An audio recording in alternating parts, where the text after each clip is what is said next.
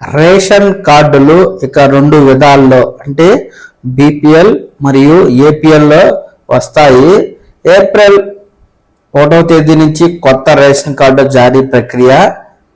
Ration కార్డులు ఇక రెండు రకాలుగా ఉంటాయని పౌర సరఫరాల శాఖ, నీటిపారుదల శాఖ మంత్రి ఎన్ ఉత్తమ్ కుమార్ రెడ్డి గారు సూచనప్రాయంగా తెలిపారండి.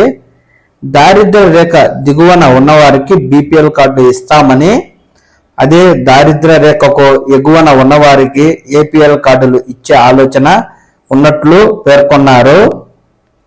ఇప్పుడు ట్రై కలర్ లో బీపీఎల్ కార్డులను ఇస్తామని, గ్రీన్ కలర్ లో ఏపీఎల్ కార్డులను పంపిణీ చేసే విషయాన్ని పరిశీలిస్తున్నట్లు చెప్పారు.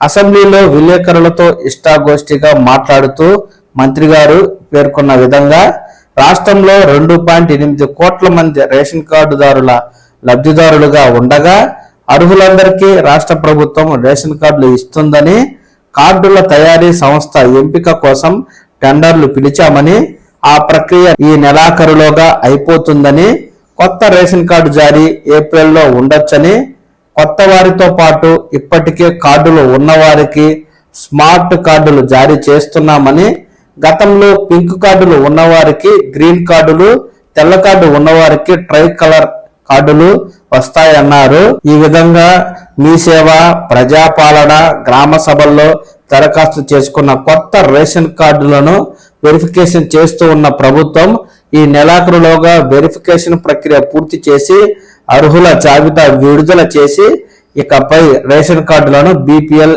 ఏపీఎల్ అంటే దారిద్ర్య రేఖకు ఎగువన ఉన్నవారికి మరియు దిగువన ఉన్నవారికి ఇరు వర్గాలకి స్మార్ట్ రేషన్ కార్డులు ఇస్తామని, ఏప్రిల్ మొదటి వారం నుంచి ఈ ప్రక్రియ మొదలవుతుందని చెప్తుండగా, రాష్ట్రంలో ఇప్పటికే రేషన్ కార్డు కలిగిన వారందరికీ ఆ స్థానంలో కొత్త స్మార్ట్ కార్డులు ఇస్తామని, ఈ స్మార్ట్ కార్డులో ముందు వైపు కుటుంబ యజమాని పెద్ద ఫోటో ఉండి తన వివరాలు, కుటుంబ సభ్యుల వివరాలు ఉంటాయని, వెనుక వైపు ఈ రేషన్ షాప్ నెంబరు, లబ్ధిదారుడి యొక్క అడ్రస్ తో కూడిన వివరాలు ఉంటాయని మంత్రి గారైతే సూచనప్రాయంగా విలేకరుల సమావేశంలో తెలియజేయడం జరిగింది.